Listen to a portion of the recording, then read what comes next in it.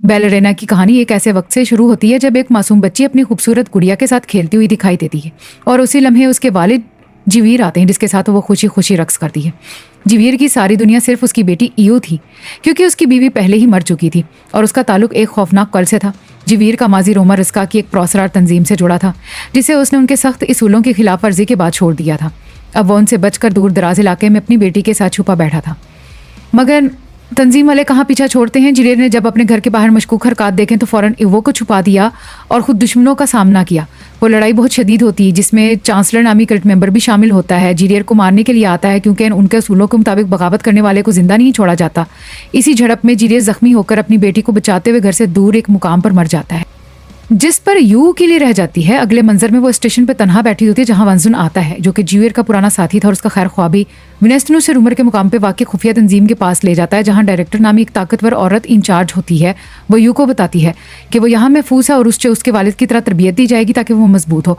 You भी अपने वालिद के कातलों से बदला लेना चाहती है। वो नूवी नामी लड़की से दोस्ती करती है जो उसे बताती है कि जवीर को यहाँ की मोरा के नाम से जाना जाता था, यानी वो शख्स जो बुरे लोगों के लिए बुरा और अच्छे लोगों के लिए अच्छा हो। वो ईयो को एक सिक्का दिखाकर कहती है कि जैसे सिक्के के दो रुख होते हैं, उसी तरह हर इंसान के अंदर अच्छाई और बुराई मौजूद होती है। अब ये तुम पर है कि तुम कौन सा रास्ता चुनती हो। एवरी ईयर इस तंजीम में सख्त तरीन तरबियत से गुजरती है, जिसमें नाचना, पैरों की उंगलियों पर खड़े होकर बैलरीना बनना, फाइटिंग, शूटिंग और हदफ को निशाना बनाने की मशक शामिल होती है। उसका बदन जख्मी हो जाता है मगर वो हिम्मत नहीं हारती। इसकी दोस्त टाटा भी इसका साथ देती है। जब ये खुद को मुकम्मल तौर पर तैयार महसूस करती है तो वो डायरेक्टर से कहती है कि वो अब हर चैलेंज के लिए तैयार है। इस पर डायरेक्टर इसे आखिरी आजमाइश में भेजती है, जहाँ एक ऐसे कमरे में ले जाया जाता है जहाँ एक गद्दार खातून मौजूद होती है। दोनों के सामने एक खुली बंदूक रखी जाती है। शर्त यह है कि जो पहले बंदूक जोड़कर गोली चलाएगी वो जीतेगी। वो लड़की बातों से यू को उलझाने की कोशिश करती है, मगर यू अपने बचपन के खौफ को पीछे छोड़ते हुए चुपचाप बंदूक को असेंबल करती है और गोली चला देती है। यूं वो न सिर्फ फातेह बन जाती है बल्कि अपनी अंदरूनी ताकत को भी दरियाफ्त करती है। उन सारे मराहिल को मुकम्मल करने के बाद वो एक सच्ची बैलरीना बन जाती है और तब हम देखते हैं कि जान वुड इस मकाम पर आ चुका होता है, जो अब इस दुनिया का नया बादशाह बन चुका है। बैलरीना की कहानी एक और सनसनीखेज मोड़ लेती है जब हम देखते हैं कि इस खुफिया ऑर्गेनाइजेशन में ईद एक बार एक पुराने और प्रसरार शख्स को देखती है और उसका पीछा करती है। वो उसे रोक कर कहती है कि तुम बाबा योगा हो, मुझे बताओ कि मैं यहाँ से कैसे भाग सकती हूँ। जिस पर वो शख्स, जिसकी हरकत से अंदाजा होता है कि वो जान है, इशारों कनाइयों में उसे समझाता है कि तुम सब कुछ तय कर चुकी है और जल्दी ये दरवाज़ा हमेशा के लिए बंद हो जाएगा। जब वो वापस आती है तो उसकी दोस्त टाटियाना गायब होती है, जिसके बाद ईद को उसका पहला मिशन दिया जाता है। नोकी उसे एक 3 प्लेटेड गन देती है ताकि वो अपनी हिफाजत कर सके और उसका हदफ होता है टिटला पाक, जिसके वालिद का रिश्ता उस खुफिया तंजीम से बहुत गहरा होता है और वो अपनी बेटी को हर कीमत पर बचाना चाहते हैं। ईद -11 पॉइंट पर पहुंचती है जहां अचानक कुछ गंडे आ जाते हैं, लेकिन वो अपनी होशियारी से टेटला को बचा लेती है और कहती है कि अब तुम खतरे से बाहर हो। पहला मिशन मुकम्मल होने के बाद उसे एक एसेंट तस्लीम कर लिया जाता है और उसकी पैठ पर एक बड़ा टैटू बनाया जाता है। अब वो रोमदस्का के मिशन पर निकलती है और मुसलसल अपने आप को मजबूत बनाती जाती है। दूसरा हदफ हासिल करने पर वो डायरेक्टर को लोकेशन बताती है, वहां दुश्मनों को खत्म करती है और उनके हथियार लेकर निकल जाती है। उसकी पर्सनालिटी को बहुत डैशिंग और कॉन्फिडेंट दिखाया गया है। गाड़ी में बैठते ही उस पर एक बार फिर हमला होता है। सख्त मुकाबले के बाद वो उस शख्स को मार डालती है, मगर चौंक जाती है जब उसके हाथ पर एक खास निशान देखती है जो उसके बचपन की याद दिलाता है। वो इस आदमी का हाथ काट कर डायरेक्टर के पास ले जाती है और निशान की तस्दीक चाहती है। डायरेक्टर से कहती है कि इस मामले से दूर हो, मगर ईद कहती है कि ये वही ग्रुप है जिसने इसके वालिद को मारा था और अब वो पीछे नहीं हटेगी। गुस्से में वो कहती है, ओके मामा, अब ईद मुकम्मल इजाजत बन चुकी होती है और किसी भी कीमत पर सच का पता लगाना चाहती है। हम कॉन्टिनेंटल होटल देखते हैं जो कि जॉन विक सीरीज का अहम हिस्सा रहा है।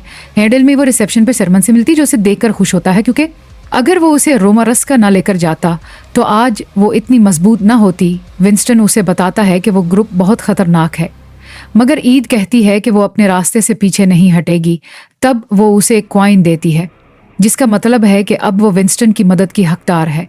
विंस्टन कॉइन रख लेता है और बताता है कि वो लोग अक्सर हमारे होटलों में आते हैं, उनमें से एक अब भी यहाँ ठहरा हुआ है जिसका हाथ पर वही निशान है। विंस्टन इसे इंफॉर्मेशन स्टोर में ले जाता है जहाँ से उसे डैनियल नामी शख्स का मुकम्मल डेटा मिलता है। उस पर 2 मिलियन का इनाम होता है और वो होटल के कमरा नंबर 315 में मुकीम होता है।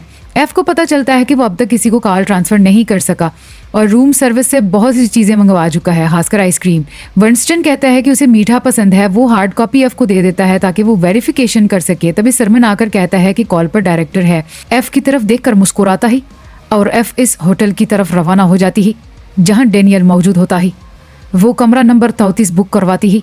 होटल की लॉबी में बैठी एक मशकूक लड़की उसे देख रही होती ही, जो छत पर बैठी गनमैन को इशारा करती ही कि नजर रखी। गनमैन देखता ही कि एफ बड़ी होशियारी से डेनियल के कमरे की तरफ बढ़ रही होती ही। जैसे ही ईद एक खुफिया होटल के कमरे में पहुंचती है, वहां उसे एक छोटी सी मासूम सी बच्ची नजर आती है जिसका नाम एला होता है।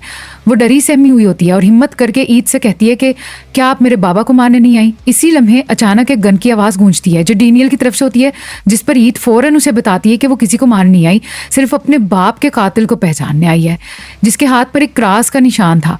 डेनियल उसे खबरदार करता है कि तुम बहुत बड़ा खतरा मोल ले रही हो। और बाहर जो लड़की बैठी होती है वो जल्दी से रिसर्च सेंटर कॉल करती है और अकाउंट 8615 एक्टिवेट करवा देती है। मूवी का माहौल इस वक्त शदीद सनसनीखेज हो जाता है। डेथ अब डेनियल पर लगे $2 मिलियन की कॉन्ट्रैक्ट को डबल कर दिया जाता है और ये खबर तेजी से हर तरफ फैलने लगती है। वेंसन इस सब को देखकर पर इसरार अंदाज में मुस्कुराता है। डेनियल अब एफ से कहता है कि तुमने मेरे साथ साथ अपने लिए भी मसला खड़ा कर लिया है। वो चाहते हैं कि तुम रूल तोड़ो और होटल की चारों तरफ सिक्योरिटी लगा दी जाती है। डेनियल अपनी बेटी आला के लिए बहुत फ़क्रमंद होता है। उनका रिश्ता वैसा ही होता है जैसे जिवेर और ईद का। अचानक दरवाज़ा तोड़ा जाता है और एक ज़बरदस्त लड़ाई शुरू हो जाती है। कई दुश्मन अंदर आते एड किसी ना किसी तरह दिखे। ईद, डेनियल और एला खुद को बचाते हैं और वहाँ से निकल जाते हैं। डेनियल बजाय ईद से मदद मांगता है और कहता है कि मेरी बेटी को बचाने में मेरी मदद करो। तुम किसी मोहरा की जानो, क्या तुम जानती हो मोहरा का मतलब क्या होता है? वो एला को हौसला देता है। लेकिन अब कहानी का मोड़ बदलने वाला होता है। दुश्मनों की एक टीम उन पर हमला कर देती है।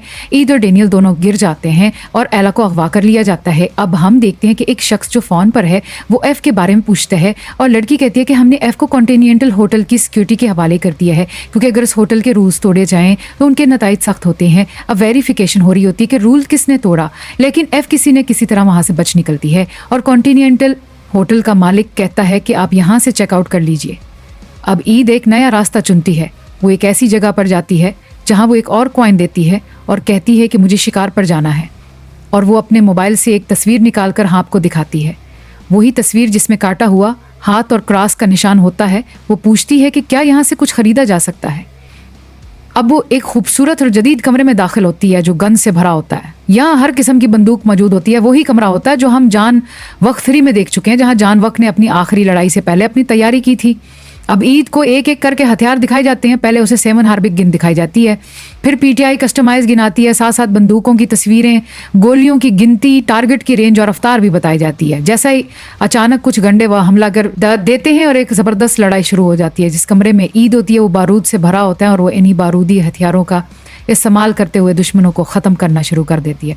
लड़ाई बिल्कुल जानवक के अंदाज में होती है, फुल ऑफ एक्शन। अब हम देखते हैं कि एक शख्स जो ईद के पास आता है और कम लेने की बात करता है, वो कहता है कि जो भी उन लोगों को ढूंढने गया वो कभी वापस नहीं आया, लेकिन अब कुछ खबरें हैं। वो एक पुराना नक्शा निकालता है जिसमें पहाड़ों पर कुछ पॉइंट्स मार्क किए गए होते हैं। ईद उस लड़के से कहती है कि मुझे एक गाड़ी दो। वो गाड़ी में कुछ खास सामान रखती है और एक नए खतरनाक सफ़र पर रवाना हो जाती है। अब हम एफ को एक सुनसान और प्रखुत्तर पहाड़ी इलाके में देखती हैं जहां वो उस निशान की पैरवी करती है जो उसे बताया गया था कि कातिल लोग वहां छुपे हुए हैं। अब एक नए मिशन पर निकल चुकी है और जैसे ही वो सफ़र करती है उसके हर कदम पर नज़र रखी जा रही है।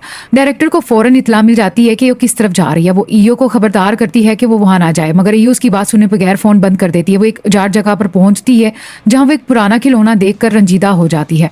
वही खिलौना जो हमने फिल्म के आगाज़ में देखा था। यहाँ पर साफ जाहिर होता है कि यो किसी ख़ास चीज़ को बहुत मिस कर रही है। अभी ये जज्बाती लम्हा जारी ही होता है कि अचानक बारिश के साथ यूटर्स के कातिल पहुंच जाते हैं और यो अपनी ज़बरदस्त एक्शन से एक एक करके सबको मारना शुरू कर देती है। कभी वो शेप को गिराती है, कभी लड़के या लड़की शूटर्स को। इसकी लड़ने की महारत सबको हैरान कर देती है। जल्दी चार्ज को भी खबर हो जाती है कि एब्सोल्युटली ये अंदर आ चुकी है और यहाँ एक खतरनाक लड़ाई शुरू हो जाती है। अब हम देखते हैं कि यूज जगह तक पहुँच गई है जहाँ वो लड़की मौजूद थी जो डैनियल को फॉलो कर रही थी और जिसने एला को अगवा किया था। उस जगह पर उन्होंने सिर्फ एला ही नहीं बल्कि बहुत सारे बच्चों को कैद कर रखा था। अब चार्ज एला के पास आता है और उसे बताता है कि तुम्हारे बाबा ने सारे रूल्स तोड़ दिए थे। एला गुस्से से चार्ज की बातों को रद्द करती है। चार्ज ये भी कहता है कि तुम्हारी यही नफरत तुम्हें ताकत देगी।